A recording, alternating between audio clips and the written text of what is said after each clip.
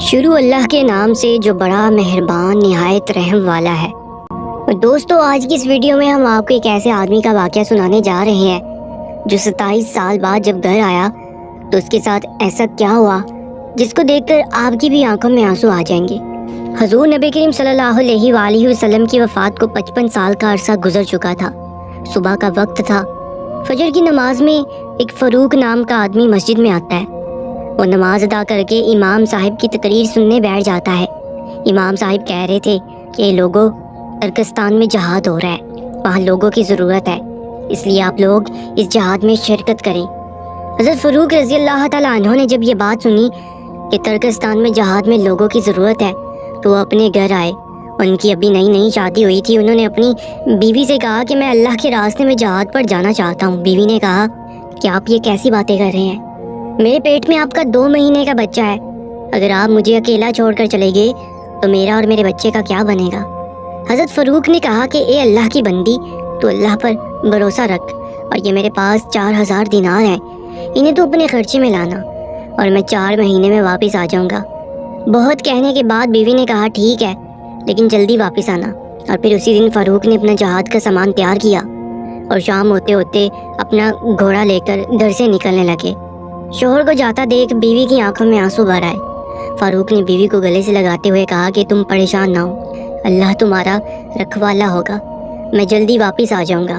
اور ہاں، ایک بات کا خیال رکھنا کہ اگر میں واپس نہ آ سکوں اور اللہ کی راہ میں شہید ہو جاؤں تو تمہارے پیٹ میں جو بچہ ہے، اگر وہ لڑکا ہوا تو اسے بہت بڑا عالم بنانا اور دین کی تعلیم دینا، اور اگر لڑکی پیدا ہوئی تو اس کی اچھے سے تربیت کرنا اور پھر کسی شریف گھرانے میں اس کی شادی کر دینا۔ اتنا کہہ کر نم آنکھوں کے ساتھ فاروق نے اپنا سامان اپنے کندھے پر لیا اور گھوڑے پر بیٹھ کر چل دیے۔ بیوی دروازے پر کھڑی محبت سے اپنے شوہر کو دیکھ رہی تھی۔ اس کے دل میں عجیب سا طوفان بڑھا تھا۔ کبھی خیال آتا کہ میرا شوہر جا رہا ہے، پتہ نہیں اب کبھی ان کو دیکھنا نصیب بھی ہوگا یا نہیں۔ کبھی خیال آتا کہ میری زندگی کا اب کیا بنے گا، اگر یہ واپس نہ آئے تو میرا اور میرے بچے کا کیا ہوگا۔ پتہ نہیں اب اس دنیا میں مجھے اپنے شوہر سے ملنا نصیب ہوگا یا پھر سیدھے جنت میں ہی ان سے ملاقات ہوگی۔ بیوی نے خود کو سنبھالتے ہوئے کہا کہ تم اللہ پر بھروسہ رکھو، اللہ ہمارا اور بچے کا محافظ ہوگا۔ فاروق نے اپنا گھوڑا دہرایا اور مدینے کے راستے پر چلنے لگے۔ بیوی دروازے پر کھڑی اپنی محبت کو دور جاتا دیکھ رہی تھی۔ شام کا وقت تھا، اندھیرا چھانے والا تھا، اور ادھر اس معصوم بیوی کے دل کی دنیا بھی ویران ہوتی جا رہی تھی۔ وہ بیچاری دروازے پر کھڑی مسلسل روئے جا رہی تھی اور اپنے شوہر کو دور جاتا دیکھ کر دل ہی دل میں اللہ سے فریاد کر رہی تھی کہ اے میرے مولا، میرے شوہر کی حفاظت فرمانا اور انہیں صحیح سلامت گھر واپس بھیج دینا۔ اچانک دور ایک گلی سے فاروق نے اپنا گھوڑا دوسری طرف موڑا اور وہ بیوی کی نظروں سے چھپ گئے۔ ادھر بیوی دروازے کے پاس ہی بیٹھ کر سسک کر رونے لگی۔ اسے کچھ سمجھ نہیں آ رہا تھا کہ اب اس اکیلے گھر میں وہ کیا کرے۔ دن گزرتے گئے، ایک دن گزرا، ایک ہفتہ گزرا، ایک مہینہ گزرا، اور اسی طرح 4 مہینے گزر گئے۔ بیوی بھی بیچاری انتظار میں بیٹھی تھی کہ اب 4 مہینے گزر چکے ہیں۔ انہوں نے وعدہ کیا تھا کہ 4 مہینے بعد میں واپس آ جاؤں گا، اس لیے اب کسی دن میرے شوہر ضرور واپس آ جائیں گے اور میری زندگی میں پھر سے خوشیاں بڑھ جائیں گی۔ لیکن اسی طرح پورا سال گزر گیا، شوہر واپس نہیں آئے اور ان کی کوئی خبر بھی نہ ملی۔ کئی سال گزر گئے۔ وہ بیچاری معصوم بیوی ہر روز ہلکی سی آہٹ پا کر دروازے کی طرف بھاگتی کہ شاید میرے شوہر واپس آ گئے ہیں، لیکن دروازے پر پہنچ کر معلوم ہوتا کہ ابھی تو جدائیاں ہی جدائیاں ہیں۔ بیوی انتظار کرتی رہی اور مدینہ میں ہر آنے جانے والے سے پوچھتی کہ تمہیں میرے شوہر فاروق کے بارے میں کچھ پتہ ہے، لیکن سبھی لوگوں سے صرف ایک ہی جواب ملتا کہ ہمیں فاروق کی کوئی خبر نہیں کہ وہ کہاں ہے اور کس حال میں ہے۔ اسی طرح 10 سال گزر گئے۔ اب تو امید بھی ٹوٹ چکی تھی۔ بیوی نے بھی سمجھ لیا تھا کہ شاید میرے شوہر اللہ کی راہ میں شہید ہو گئے، اب دنیا میں مجھے ان سے ملنا نصیب نہیں ہوگا، اس لیے جنت میں ہی ان سے ملاقات ہوگی۔ اور فاروق کے گھر ایک لڑکے کی پیدائش ہوئی۔ ان کی بیوی نے اس لڑکے کو بہت اچھے سے تربیت کی اور اسے بہت بڑا عالم بنایا، یہاں تک کہ امام مالک جیسے لوگ اس لڑکی کی شاگرد بنے۔ اس کا نام ربیہ تھا۔ زمانہ گزرتا گیا، شوہر کو گئے ہوئے 27 سال گزر چکے تھے، ان کے واپس آنے کی کوئی امید بھی نہیں تھی۔ لیکن ایک رات وہ بھی آتی ہے کہ وہی فاروق ترکستان سے اپنے گھر کی طرف واپس لوٹتے ہیں۔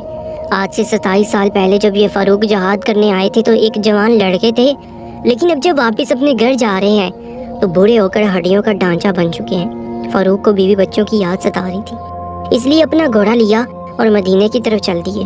ہر قدم پر فاروق کے دل میں ایک ہی خیال آتا تھا کہ پتہ نہیں میری بیوی زندہ ہوگی یا نہیں، پتہ نہیں میرے جانے کے بعد میرے گھر کوئی بچہ پیدا ہوا تھا یا نہیں، پتہ نہیں اب میرا گھر مدینہ میں موجود ہوگا یا پھر بیوی نے اسے بیچ کر کہیں اور رہنا شروع کر دیا ہوگا، کیونکہ 27 سال گزر چکے ہیں۔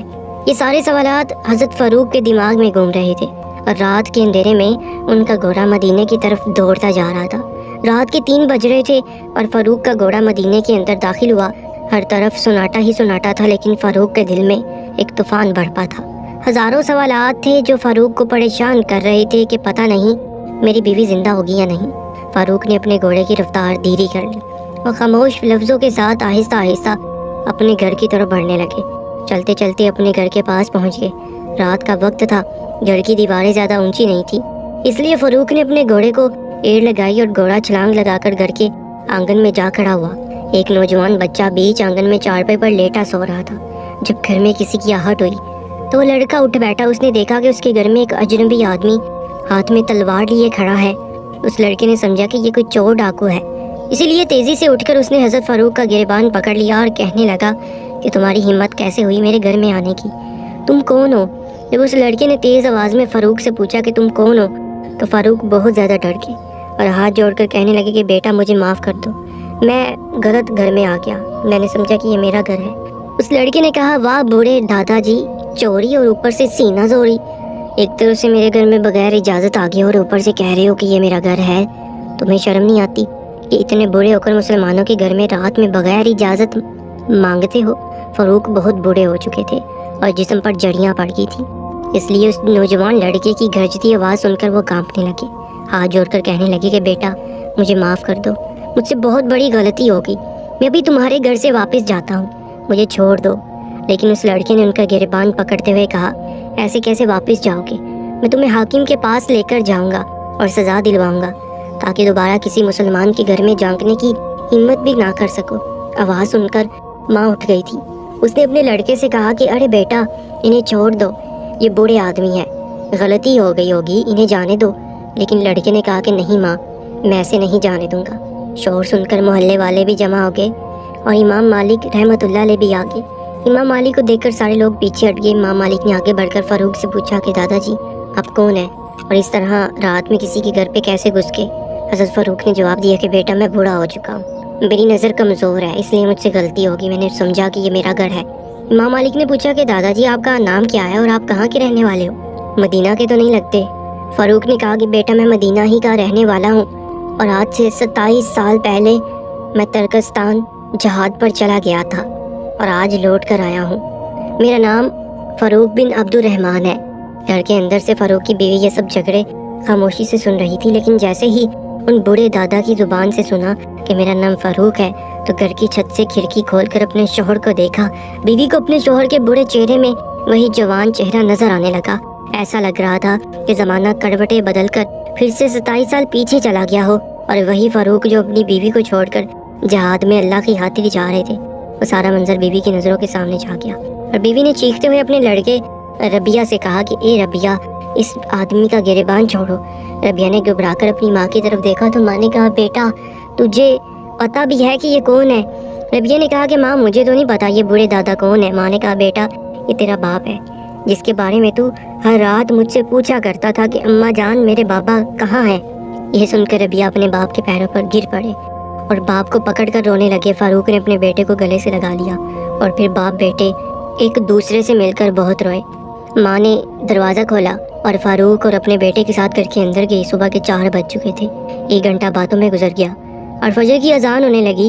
فاروق نے اپنی بیوی سے پوچھا کہ جہاد پر جاتے ہوئے میں نے تمہیں 4000 دینار دیے تھے، تم نے ان کا کیا بنایا؟ بیوی نے کہا وہ 4000 دینار محفوظ رکھے ہیں، آپ پہلے مسجد نبوی میں جا کر فجر کی نماز پڑھائیں۔ ربیہ پہلے ہی مسجد جا چکے تھے۔ فاروق تھوڑا دیر سے مسجد میں پہنچے تو ایک بہت بڑا مجمع پہلے سے مسجد نبوی میں موجود تھا۔ فاروق نے پیچھے کھڑے ہو کر جماعت کے ساتھ فجر کی نماز پڑھی اور پھر نماز کے بعد کیا دیکھتے ہیں کہ امام صاحب اپنی جگہ پر گھوم کر بیٹھ گئے ہیں اور بڑے بڑے علماء کرام کی امام مالک جیسے لوگ ان امام مالک کو گھیر کر بیٹھے ہیں اور پھر امام صاحب لوگوں کو حدیث کا درس دینے لگے۔ فاروق کی آنکھوں کی روشنی کمزور ہو گئی تھی، اس لیے وہ امام صاحب کو پہچان نہیں پائے اور پیچھے بیٹھ کر سارے لوگوں کے ساتھ حدیث کا درس سننے لگے۔ جب درس مکمل ہوا تو فاروق نے بغل میں بیٹھے ایک آدمی سے پوچھا کہ بھائی اتنا بڑا عالم محدث کون ہے کہ جو اتنے سارے لوگوں کو حدیث پڑھا رہا ہے اور اس کے درس میں امام مالک جیسے لوگ بھی شاگرد بن کر ادب سے بیٹھے ہیں؟ اس آدمی نے کہا کہ دادا جی آپ انہیں نہیں جانتے۔ فاروق نے کہا کہ بیٹا مجھے تو نہیں پتا کہ یہ کون ہے۔ اس آدمی نے کہا کہ لگتا ہے آپ مدینہ میں نئے آئے ہو۔ فاروق نے کہا کہ ہاں بیٹا میں آج ہی مدینہ آیا ہوں، لیکن میں رہنے والا مدینہ ہی کا ہوں۔ اس آدمی نے کہا کہ دادا جی یہ اس وقت کے سب سے بڑے عالم ربیہ ہیں۔ فاروق نے پوچھا کہ بیٹا ان کے باپ کا نام کیا ہے؟ اس آدمی نے جواب دیا کہ ان کے باپ کا نام فاروق ہے، جو آج سے 27 سال پہلے اللہ کی راہ میں جہاد کے لیے چلے گئے تھے اور شاید وہیں شہید بھی ہو گئے۔ یہ سن کر فاروق بہت زیادہ خوش ہوئے کہ میرا لڑکا اتنا بڑا عالم بن چکا ہے۔ گھر آئے اور بیوی کو گلے سے لگا دیا اور کہا کہ تو نے میری تمنا پوری کر دی۔ میں خود تو نہیں پڑھ پایا لیکن تو نے میرے بچے کو اتنا پڑھا دیا کہ وہ آج امام مالک جیسے لوگوں کا استاد ہے۔ بیوی نے کہا کہ آپ نے جو پوچھا تھا کہ وہ 4000 دینار کہاں ہیں تو میں نے وہ سارے دینار تمہارے اسی بیٹے کو پڑھانے میں لگا دیے۔ فاروق نے کہا کہ حقیقت میں تم نے میرے پیسے برباد نہیں کیے۔ اللہ پاک ہمیں بہتر عمل کرنے کی توفیق عطا فرمائے۔ کمنٹ سیکشن میں آمین ضرور لکھیے گا۔ انشاءاللہ ملاقات ہوگی ایک نئی ویڈیو میں، تب تک کے لیے اللہ نگہبان۔